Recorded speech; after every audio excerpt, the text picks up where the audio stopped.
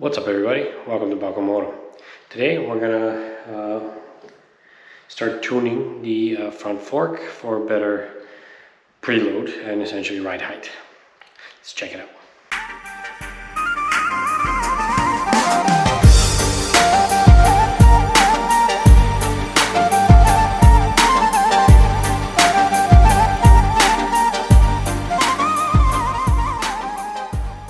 Okay, so in last episode I upgraded the forks with some new internals, which is great, but the improvement in ride height and static sag wasn't as big as I'd hoped for. At least not with the recommended spacer settings by Progressive Suspension. So today's episode, we're going to focus on making some new spacers that can apply enough preload on the springs so that the ride height and suspension travel and static sag can be set up correctly. So to begin, we're going to do some empirical measurements again. We're going to measure the static sag again. This time we're going to use the drag method. And then we're going to also measure the amount the suspension dips under hard braking. And for that, I'm going to be using the highly scientific method of just rolling the bike forward with me on it and then just slamming on the front brake and seeing how much the suspension compresses. I hope that with adding preload, that amount should reduce. Yeah. So without further ado, let's grab the zip tie and start measuring. Drag method of measuring static sag is the same thing, except you take two measurements. One is after you compress the fork and let it rest. So we do this and let it rest. And then move the measurement tool down. And then you sit on it. Okay.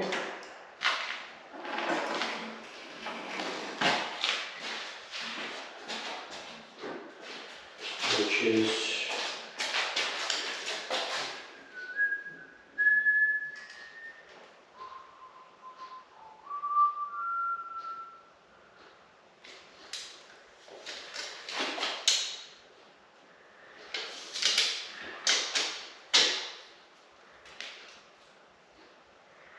that's 34.7.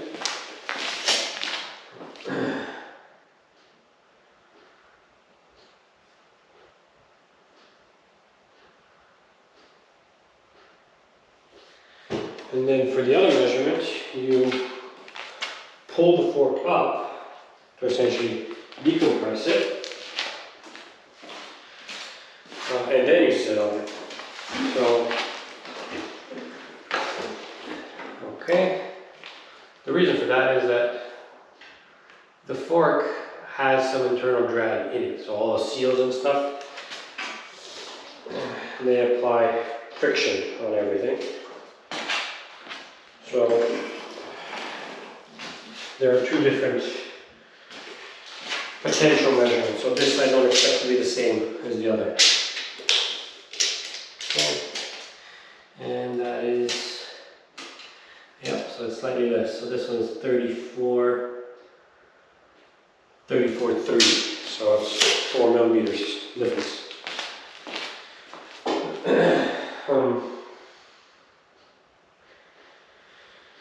Okay, so what we'll do with those two measurements is we'll average them together, essentially to get the actual static sag.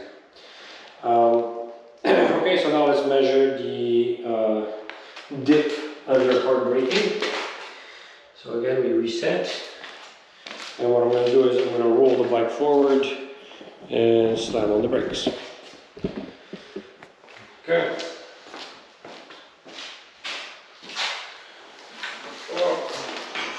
Okay. Static sag is on. And we roll. Okay. And now we measure.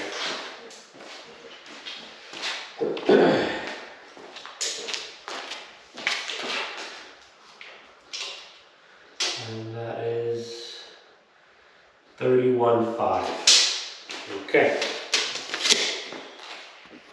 Okay, so after crunching some numbers, our baseline is we have on average 34.5 centimeters from the top of the fork to the compression point, which leaves us with about 6.7 centimeters of static compression, or 47.85% static sag.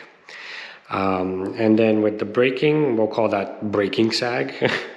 That ended up being 9.3 centimeters of braking compression, which is 66.43% braking sag.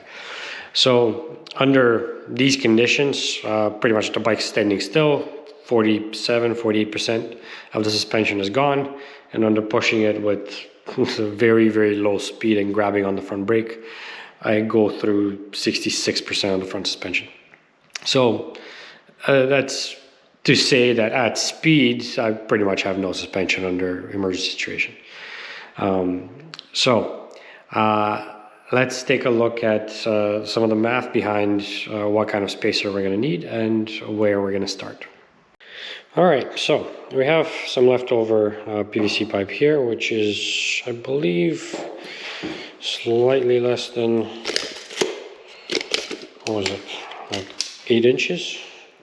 Oh, it's actually less than 7, so almost 6 3/4, or in millimeters, 17 centimeters, sorry, so 117 millimeters. So we're going to use this to make the 2 new spacers, and since this is the only pipe I have left, what I'm going to do is essentially I'm going to start with cutting it in the middle and then further cutting them until I find the right spot.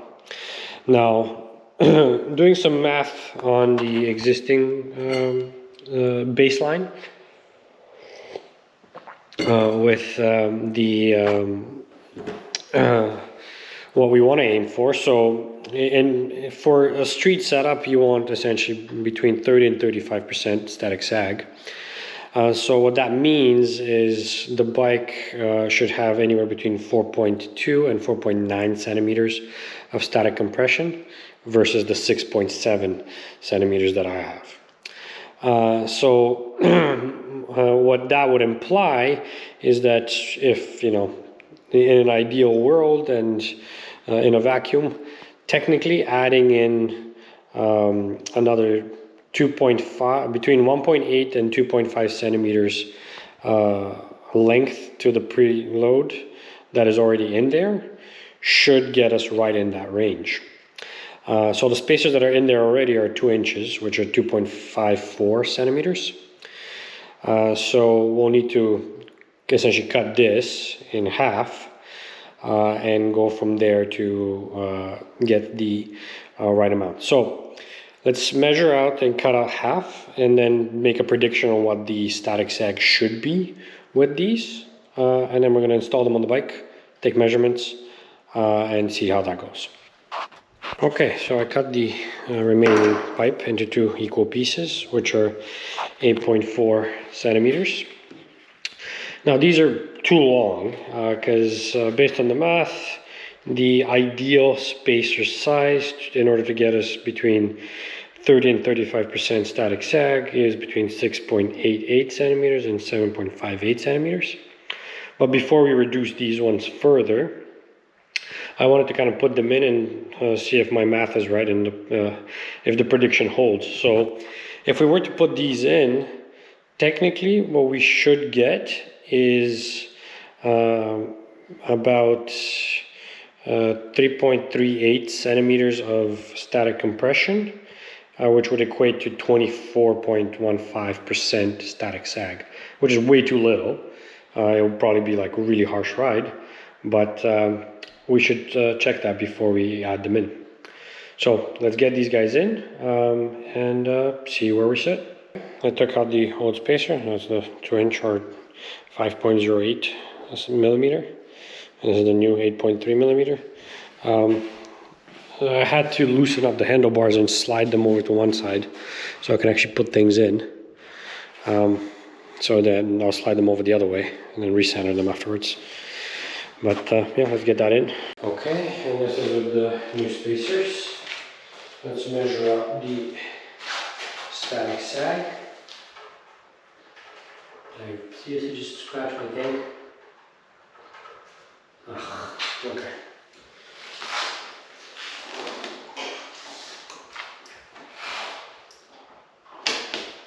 The bike does seem taller in the front. Okay, measure on the top. Okay, that's quite a bit more. That's 37 and a half. 37 and a half. Now let's do the math and see how that computes. Also, actually, let's test the brake compression as well. Or, sorry, no, let's remeasure. Okay, let's measure the static sag. So first we do the compression. Then we reset. We sit down. And we drop it. Okay, so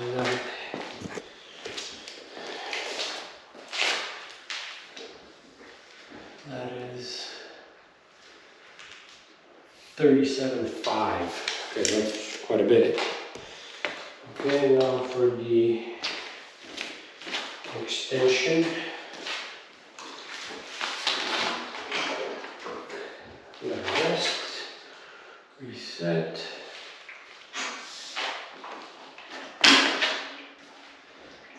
Okay. 37.5. And now this one is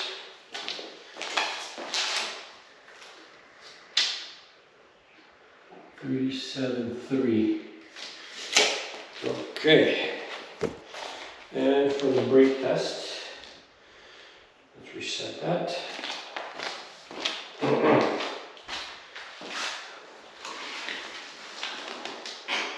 Sit on it. Ooh.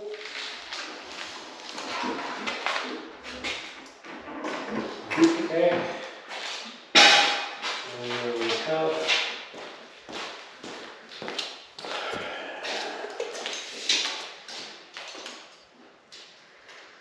34 exactly. All right, let's crunch some math. Okay, so numbers are in, and my prediction wasn't far off. And I think the main reason for that is the fact that the springs in there are not linear and they're progressive. So the way that things apply are not exactly straightforward. So I predicted that we will have about 24.15% static sag. Now when I did the measurements and the math, that ended up being about 27.14%. So still way too little, but that's actually not bad. So 3% higher than what I measured. So that essentially leaves it at about 3.8 centimeters of static sag.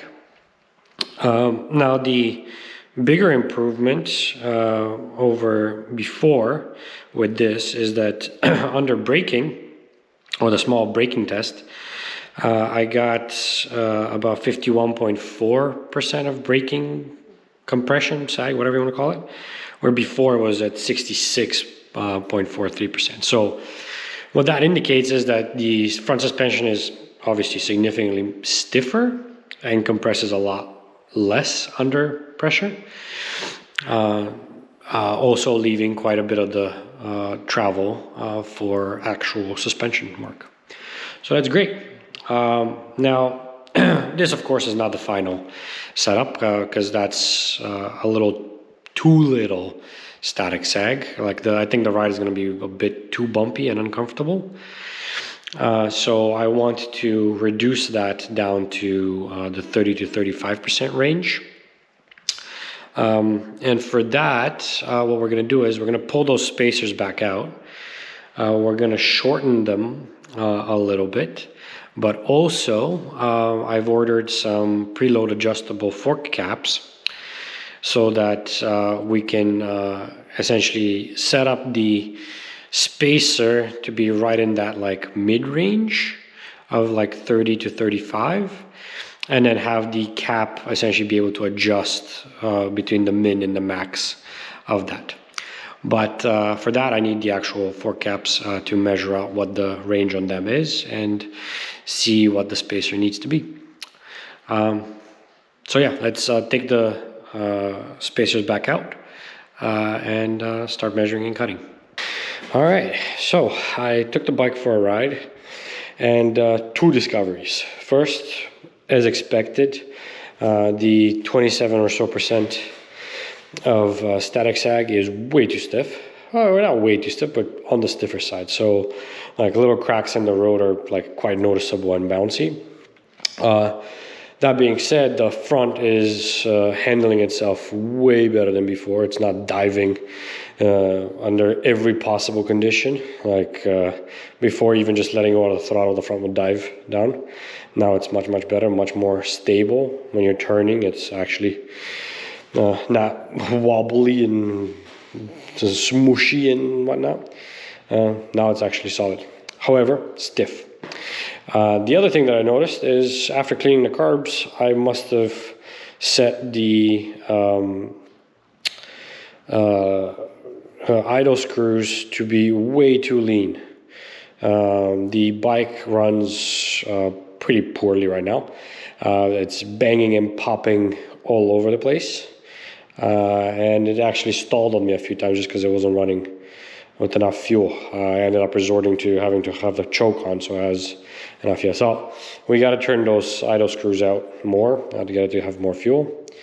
Yeah, so let's bring the bike back up onto the jack and take off the caps and show you what we're going to do next to fix the front stiffness. Okay, so I bought these preload adjustable fork caps, and seems like I've made a mistake. These are 37 millimeters in diameter, so under this it's 37, and the stock ones are 38, so they don't bite onto the threads, so I need to find new ones. Either way, this is, AliExpress or Alibaba, wherever I got them from. AliExpress, I think.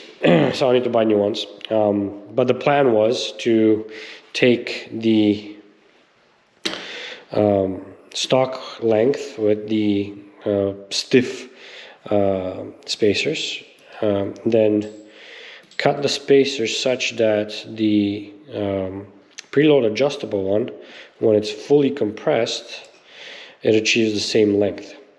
So that essentially the adjuster will allow me to have this setup as the stiffest possible, and then we'll be able to let out preload to get it to be softer.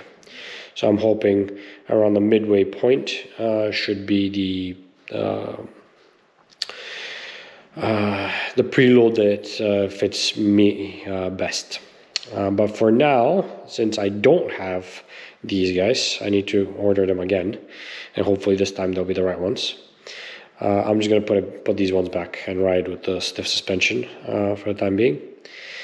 I might just drop the forks down through the triple trees just to alleviate some of that, or add more static sag just to make it a little bit more softer.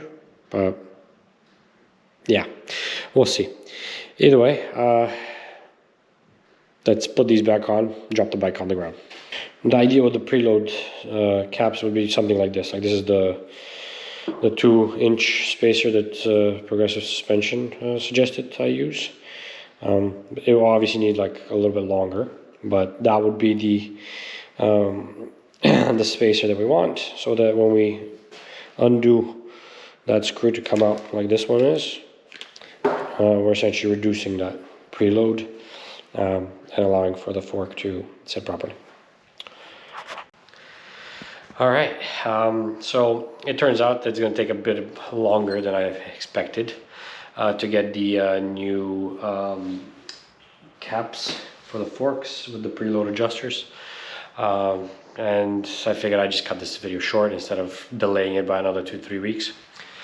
Either way, in this one, we changed out the preload, the much better one.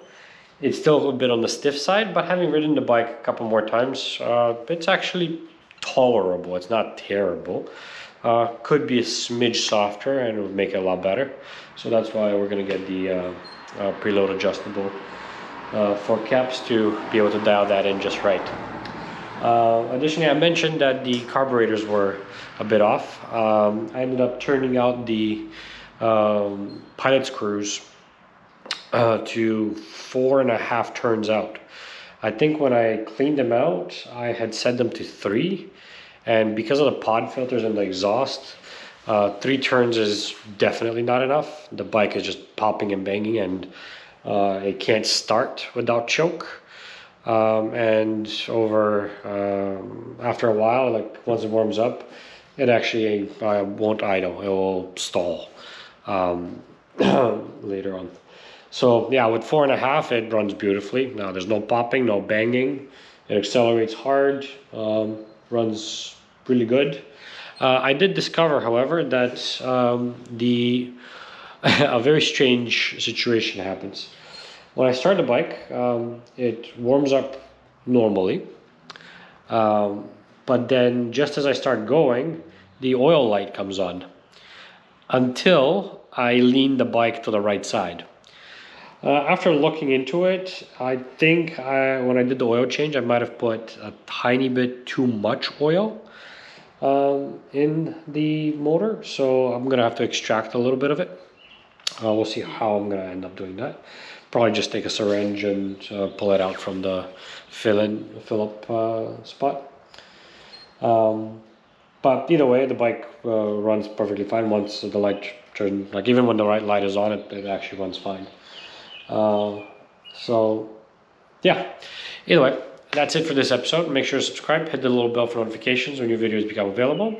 Check out balkanmoto.com, and I'll see you next time when we hopefully will have the caps and we can fine tune the front fork properly. Thanks for watching. I'll see you next time.